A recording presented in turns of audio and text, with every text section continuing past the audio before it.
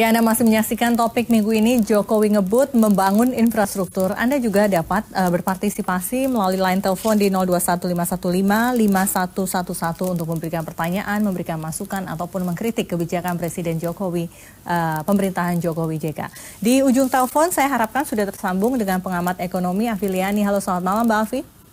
Malam Mbak. Iya, Mbak Afi, topik minggu ini membahas soal Jokowi yang ngebut membangun infrastruktur. Ada salah satu petikan wawancara Anda yang mengkritisi kebijakan dari Presiden Jokowi. Oke, tidak apa-apa prioritasnya infrastruktur, tapi infrastruktur yang mana? Pada intinya Anda ingin mengatakan demikian. Maksudnya seperti apa itu Mbak Afi?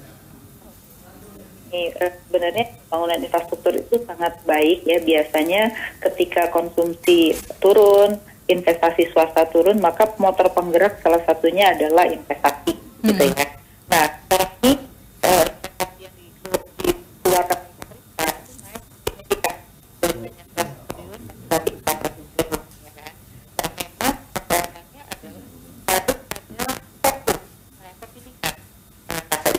sekarang itu adalah membangun dari ujung, berarti dari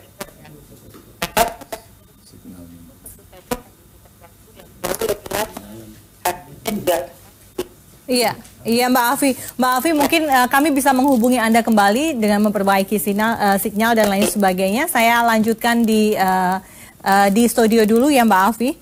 Pak Beni, saya ke Anda Pak Beni sambil kita berusaha menghubungi Mbak Afi lagi. Itu tadi kritikan dari ekonom begitu, termasuk juga kritikan dari Ken kali ya begitu. Apakah ini perwujudan dari, kita tahulah Presiden Jokowi memang dari awal prioritasnya adalah infrastruktur, tapi juga banyak yang tidak menyangka akan sangat ngebut dengan high speed seperti ini. Kalau Ken sendiri memberikan masukannya seperti apa? Anda 100% setuju seluruh anggota dan ketua, atau ada kritikan juga? Enggak, jadi memang masukan yang kita berikan itu selalu, artinya kalau memaksa diri kan tidak mungkin. Itu artinya harus ngutang sehingga defisit anggaran kita harus besar-besaran gitu, itu juga enggak. Dan defisit memang APBN yang kita. dilakukan Pak Jokowi kan nomor satu dulu itu di awal, bagaimana kita mengalihkan subsidi itu. Ya, itu satu tindakan yang menurut saya itu yang sangat tepat, momennya pun tepat. Ya, lalu kemudian ini bahwa rakyat ini juga lebih merata infrastruktur ini bisa sampai ke Papua dan sebagainya ya. Kalau dulu misalnya BBM itu harga di Papua itu jauh lebih tinggi, yaitu yang kita di sini disubsidi, di sana enggak. Ya, nah, sekarang sama, dan nanti biaya perjalanan mereka pun termasuk kelancarannya dari segi time ya, waktu dan semua itu. Tapi yang dibangun Presiden ini kan pada dasarnya memang infrastruktur dasar yang seharusnya 10 tahun yang lalu atau tahun-tahun sebelumnya itu sudah selesai. Sehingga yang kita inginkan itu sekarang ini terpaksa kita mundur adalah infrastruktur untuk pembangunan industri sebagai fasilitas untuk industri, katakanlah dari bahan baku, sentra bahan baku ke klaster ke kawasan industri. Nah, ini penting, ini konektivitasnya ini, sehingga yang disebut biaya logistik ya, jauh lebih murah, termasuk yang membangun kawasan itu sendiri, ya, kawasan industrinya perlu. Jadi karena ini menyerap lapangan kerja banyak, kalau industrinya berkembang, ya, ini yang sedikit mungkin yang kita perlu tekankan ini. Tahap berikutnya ini harusnya ke situ.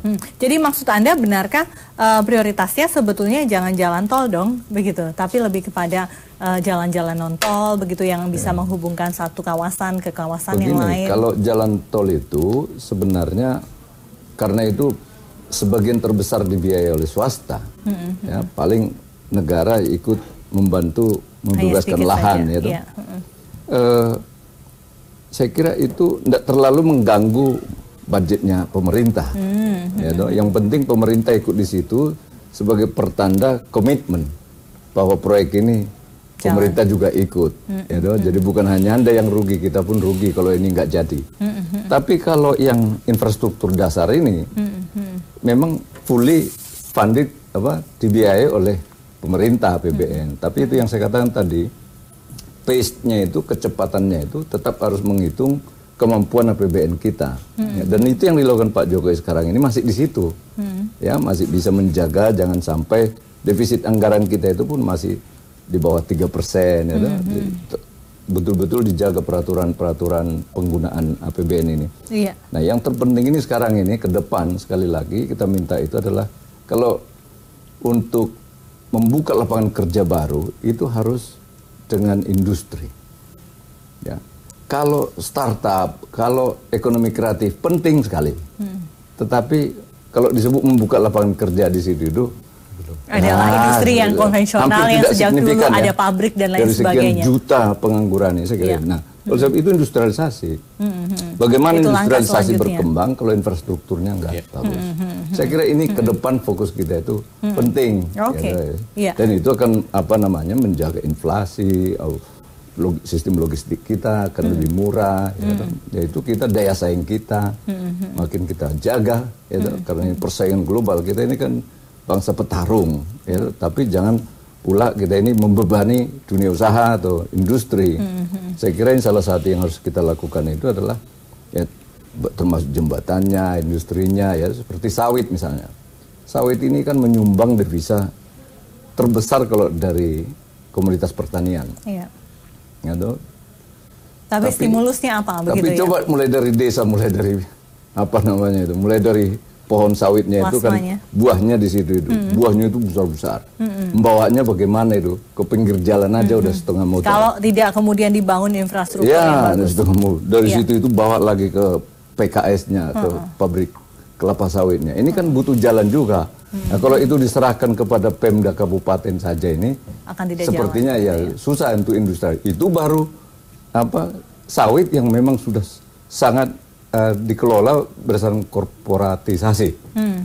Bagaimana yang non korporatisasi ini, misalnya karet itu karet rakyat gitu. Ini aja sawitnya korporat korporasi paling banyak. Karet bagaimana yang rakyat lebih banyak memiliki ini. Dan juga yang lain-lain itu mereka juga butuh infrastruktur. Oke, baik. Kita dengarkan suara dari ekonom lagi. Kita coba hubungi Mbak Afiliani. Mbak Afi? Iya, Mbak Afi, saya harapkan Anda tadi mendengar apa yang kita perbincangkan juga di studio. Silakan dilanjut, Mbak Afi. Kan yang namanya infrastruktur itu ada yang namanya public goods dan private goods. Nah, kalau private goods itu memang swasta bisa masuk dan itu menghasilkan pendapatan.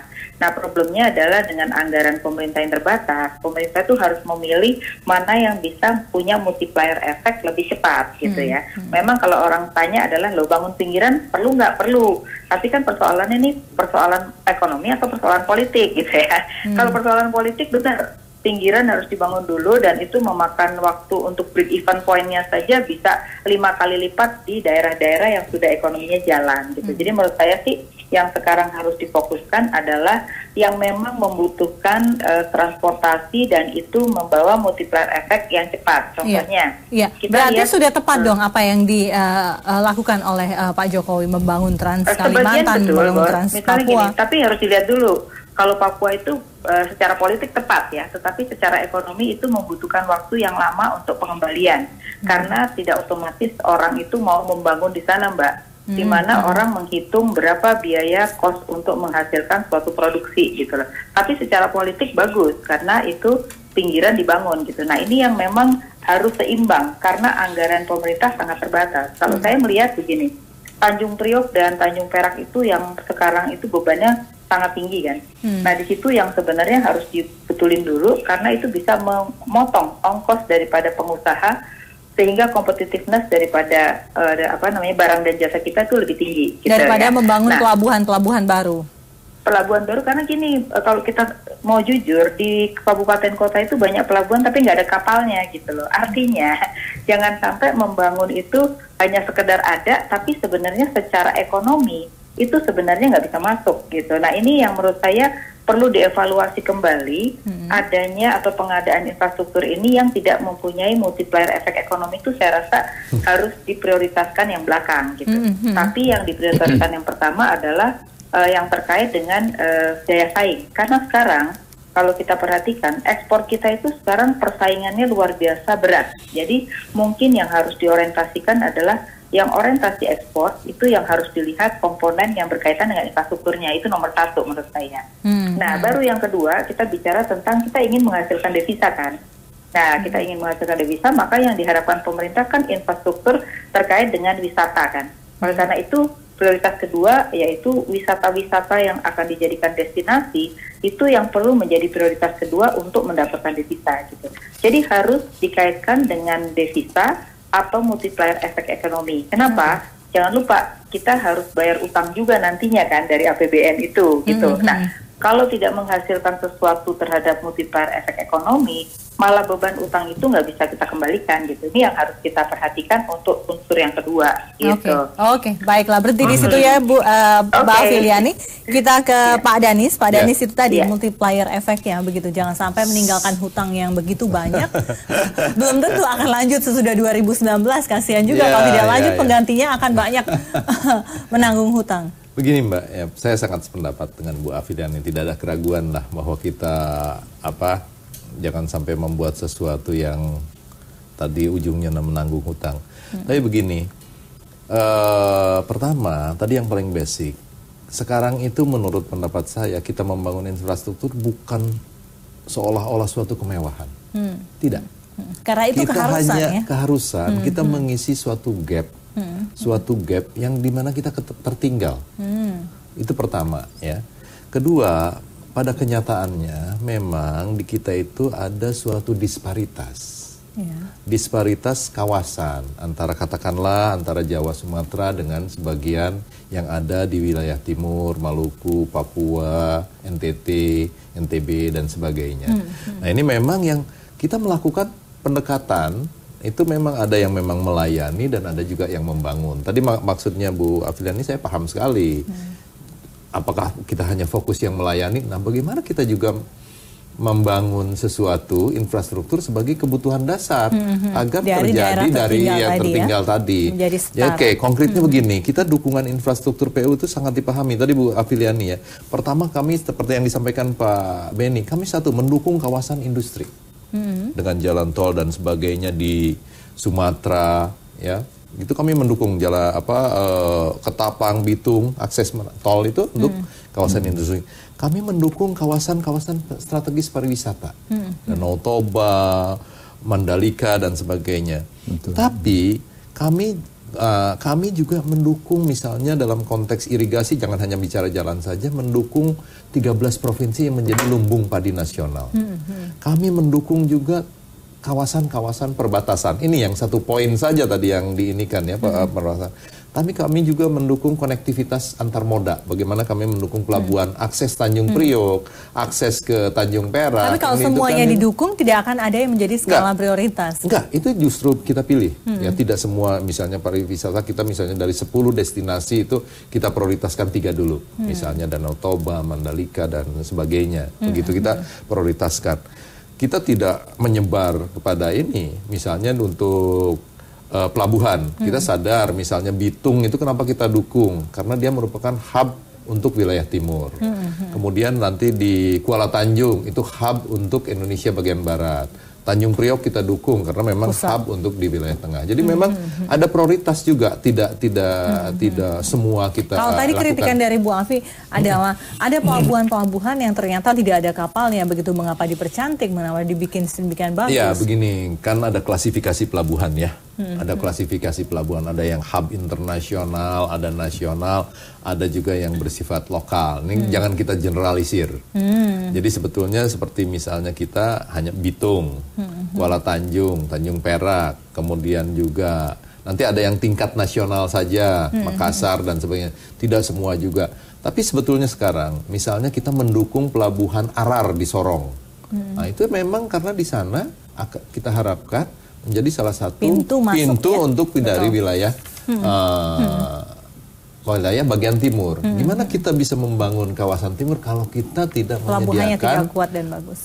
Prasarana dasar. Sekali lagi prasarana dasar yang memang harus disediakan. Jadi ini bukan bermewah-mewah seperti itu ya. Tidak bermewah-mewah. Pak Beni ingin menambahkan sebelum kita break? Ya, jadi apa yang disampaikan Mbak Afiliani ya, saya kira memang kalau hitung-hitungan secara ekonomi, ya beberapa infrastruktur itu yang nggak mungkin bisa memberikan return misalnya 5 tahun, iya jangka pendek nggak bisa. Dan justru di situ pemerintah harus berperan, nggak mungkin swasta. Nah, kemudian kalau pemerintah nggak turun ke situ itu, dan lagi gini, pengkategorian ini urusan politik dengan urusan ekonomi. Kalau politik, saya kira di Papua cuma berapa ekor, di Papua itu cuma berapa penduduknya di sana. Kalau dari sisi politik, pasti yang saya bangun itu Jawa Timur, Jawa Tengah dong, Jawa Barat. Kalau politik itu kalau pemikiran swasta, tapi ini kan pemikiran pemerintah yang mengesampingkan keuntungan. Apa yang dikatakan Pak Denis tadi itu, bahwa Undang-Undang Dasar 45 itu memang memberikan hak-hak warga negara. Jadi tidak bisa mereka itu sekelompok masyarakat harus terisolasi karena kita fokus pada masalah ekonomi saja. Ya, keadilan itu nggak hanya masalah ekonomi. Keterbelakangan, ketertinggalan, termarginalisasi, dan itu yang kita lakukan selama ini, ya termasuk untuk Kalimantan, untuk Papua, ya Maluku. Kalau soal potensi ekonomi, saya kira masa depan Indonesia ini ada di sana. Ya, nah, kalau nggak kita mulai dari sekarang, lalu kapan? Kalau kita menunggu presiden yang baru, belum tentu mikirnya infrastruktur. Cara berpikirnya seperti Mbak Afiliani lagi nanti. Harus skala ekonomi, nanti Jawa Tengah, Jawa Timur, Jawa Barat, Jawa Tengah, Jawa Timur, Jawa Barat akan semakin senjang begitu ya. Disparitas tadi. Saya kira kita tidak bisa melihatnya itu hanya dari sisi ekonomi. Dan soal politik pun ini bukan. Ini betul-betul hak, ya berdasarkan Undang-Undang 45 itu. Saya kira itu yang harus dideliver, ya termasuk yang di perbatasan. Ya dong, layak ekonomi yang nggak layak, tapi harus dilakukan. Itu yang menyedihkan itu di situ, dan di situ kita harus dukung. Satu pemerintahan yang memang berani melakukan itu. Kalau pemerintahan lain pasti populis, dicarinya pembangunan yang konstituennya besar di situ, yang bakal pemilihnya banyak di situ. Papua nggak mungkin alasan politik. Orientasinya untuk terpilih lagi. Iya, bukan alasan politik membangun Papua, Kalimantan. Jadi ini tidak populer tapi berani dilakukan. Itu membuktikan tapi saya setuju bahwa itu nggak layak secara ekonomi, betul. Tapi membangun bangsa ini tidak hanya berdasarkan ekonomi.